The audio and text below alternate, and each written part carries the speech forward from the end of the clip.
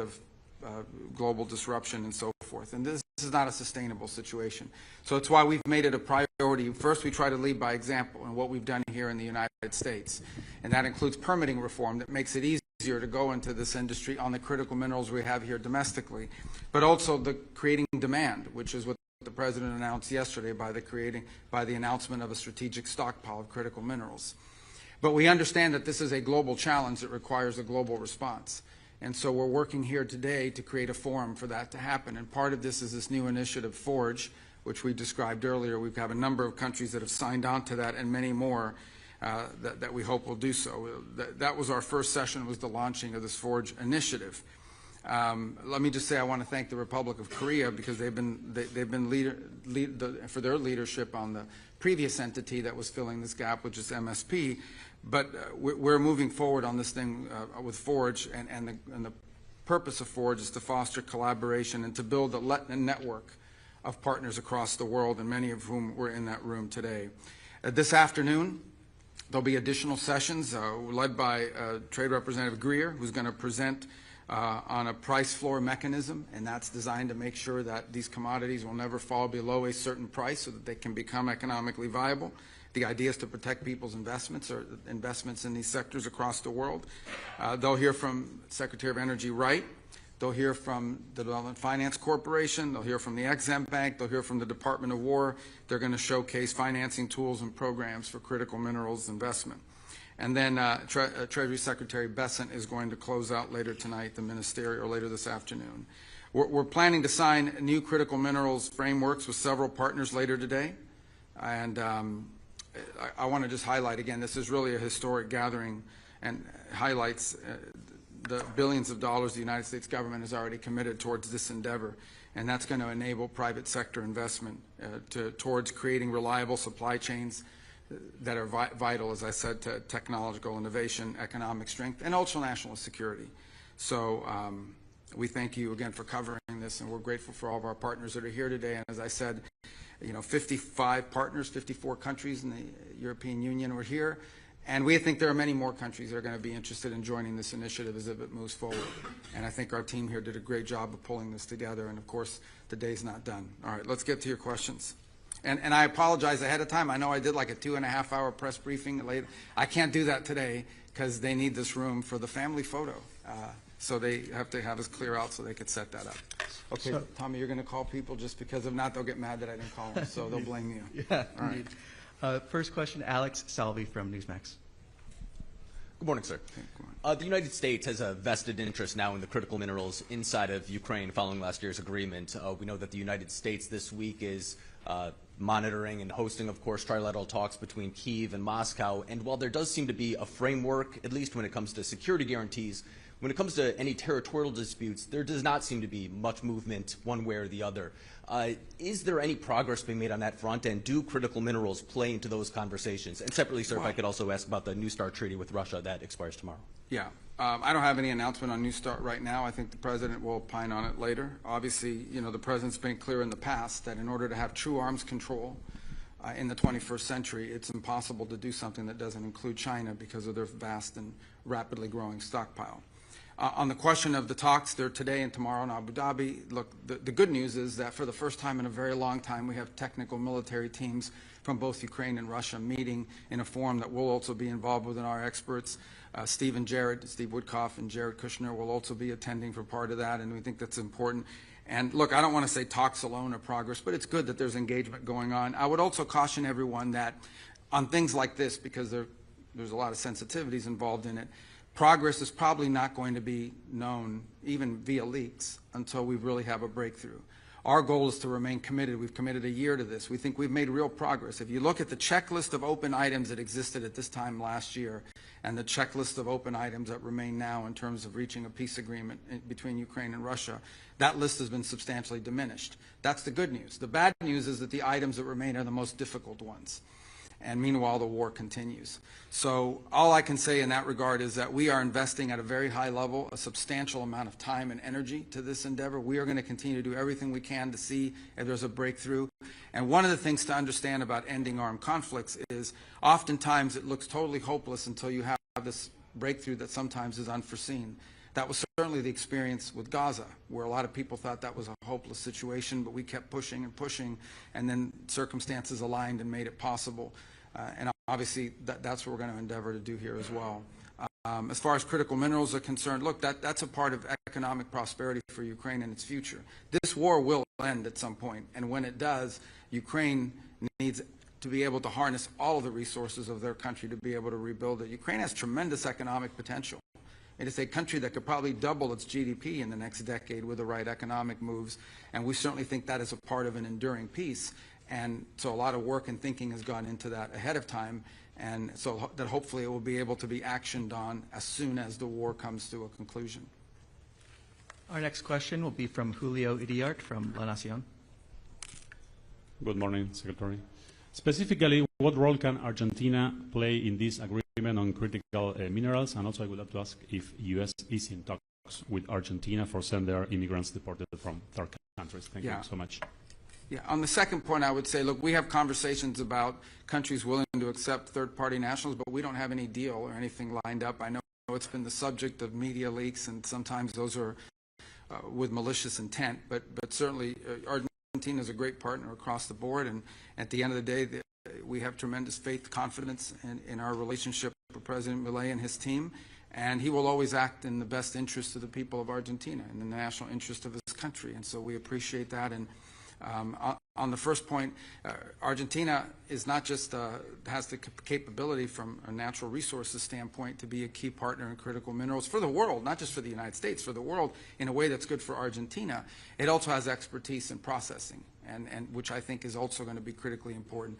So both because of geology, meaning their geographic location, and their expertise, they've already taken tremendous steps, and they were one of our featured speakers in session one. And Foreign Minister Quirno was there because of Argentina's one of the global leaders in this regard. So both because of the resources available and because of the ability to invest and the expertise they have in the processing, I think Argentina is going to be a key partner for the world, not just for the United States, and certainly being located in the Western Hemisphere is of strategic value, both to Argentina, but obviously to the United States as well. Our next question will be from Elizabeth Hagedorn from Al Monitor. Secretary Rubio, can you confirm the format and location of Friday's talks with Iran and clarify, given that Iran refuses to negotiate its missile program and insists on a right to enrich uranium, is the U.S. open to a compromise if that means reaching a deal to avoid military action? And separately, if I may, how exactly do these negotiations advance President Trump's repeated pledges to help the Iranian protesters, many of whom are likely to see these nuclear talks as legitimizing the very government that violently massacred its own people? Well, let me first say just on the logistics. At the end, let me back up and say from a big picture perspective, I think it's pretty clear right now, President Trump is willing to talk to and meet with and engage with anyone in the world. I mean, that we don't view meetings as a concession. We don't view meetings as even legitimization. It is our willingness to sit and listen and talk to anyone, any adversary, any ally, obviously, but anyone around the world. And so the president's always been open to that. He showed that in the first administration, and he's showing it again now. And so I think if there's an opportunity to engage directly with counterparts in the Iranian regime, the United States would be open to that, and that's what we're open to. We thought we had an established forum that had been agreed to. In Turkey, it was put together by a number of partners who wanted to attend and be a part of it. I saw conflicting reports yesterday from the Iranian side saying that they had not agreed to that. So that's still being worked through. At the end of the day, the United States is prepared to engage and has always been prepared to engage with Iran. As far as the topic of those discussions and what the agenda needs to be, look, I think in order for talks to actually lead to something meaningful, they will have to include certain things. And that includes the range of their ballistic missiles. That includes their sponsorship of terrorist organizations across the region. That includes the nuclear program, and that includes the treatment of their own people. The fundamental problem Iran faces and the regime faces right now is that what people are on the streets complaining about, this regime cannot address. They cannot address it because it's economic. Those problems remain. And one of the reasons why the Iranian regime cannot provide the people of Iran the quality of life that they deserve is because they're spending all their money, they're spending all their resources of what is a rich country sponsoring terrorism, sponsoring all these proxy groups around the world, exporting, as they call it, their revolution. But I remind everybody what I've been saying through my entire career in public service. I said it in my hearing when I was asking for confirmation through the Senate. The Iranian people and the Iranian regime are very unalike. In essence, what the Iranian people want, this is a culture with a deep history. These are people that are the leadership of Iran at the clerical level does not reflect the people of Iran. I know of no other country where there's a bigger difference between the people that lead the country and the people who live there. And so our hope resides in that. As far as the president's views on the way protesters were treated, he was very clear about it. And as you saw, part of what the president said publicly prevented mass executions that were being planned and that we're on the precipice of. And obviously beyond that, the president retains a number of options to how he responds to that and future events. But as far as the talks are concerned, I think the Iranians had agreed to a certain format. For whatever reason, it's changed in their system or what have you. We'll see if we can get back to the right place. But the United States is prepared to meet with them. I think it was scheduled for Friday. Steve is ready to go. He'll be prepared for that. If the Iranians want to meet, we're ready. They've expressed an interest in meeting and talking. If they change their mind, we're fine with that too. We prefer to meet and talk. I'm not sure you can reach a deal with these guys, but we're going to try to find out. We don't see there's any harm in trying to figure out there's something that can be done. This is a president that always prefers a peaceful outcome to any conflict or any challenge. We have time for one final question. This one from Nahoufal and Ari from Maghreb Arab Press. Thank you, Mr. Secretary. Nothing Hari, Morocco's news agency. My question is with regard to African countries, including Morocco, who is participating today. How do you envision their role in this ministerial and in the forum going forward? Well, again, it's the same. First of all, this, as I've highlighted before, this is an American initiative to bring people together. We want to serve as the convener, but this is a global challenge. There is not a country in the world that doesn't face this challenge of critical mineral supply chains, just from the perspective of trying to grow economically. Okay? Everybody wants to be an AI. Everybody wants a center. Everyone wants to advance industrially and technologically. Everyone wants to be able to defend their national security. All of these things, whether it's a cell phone, a computer, a semiconductor facility, or the weapons that protect your country, all of these things have to be built with components. And these components invariably involve critical minerals that don't just have to be mined, they have to be processed. So every country has that interest, to have a global supply of critical minerals, not just the raw material, but the processed material that is usable for an industrial capacity. And Morocco shares that with everybody. Second is, every country in the world has, even though they call it rare earth and critical, and they're not really that rare, every country has some deposits of critical minerals. They're different ones in different parts of the world. And so I think Morocco, like any country in the world, would want to be able to use those natural resources in an environmentally responsible way to develop its own economy. And not just the mining, but potentially moving to the processing as well. And so what you look at is, if every country in the world has strategic advantages in terms of what it can mine and when it can process, you want to create a network of countries, as many as possible across the world, where we have a reliable supply of critical minerals. This is critical for Morocco, and they can play a very key role because they do have critical mineral supplies that they can be mining, and that creates economic development. But I also think they have a vested interest, like every country I think does, in having a reliable and diverse supply across the world of processed and finished and refined materials that can be used for economic advancement in a cost-effective way. So I think Morocco plays a key role because of the deposits that it has, but also because of its willingness to invest in processing and its cooperation and being willing to be a part of this global initiative, which it will have to be a global initiative. No country in the world has every critical mineral that's valuable, and so it will rely on international cooperation. That right now, you have 90-something% of some of these elements controlled by one nation in one place. And that's just not healthy for the global economy, and it's certainly not healthy for security and stability. So Morocco can be a key part of that, and we're very happy they're here today and seated there at the table with us. So, okay. Thank you. This concludes today's press I availability. apologize. I love doing long press conferences. I do a longer one, but we got to use this for the family photo. All right. Thank you, everybody. Thank you. Thank you. Thank you.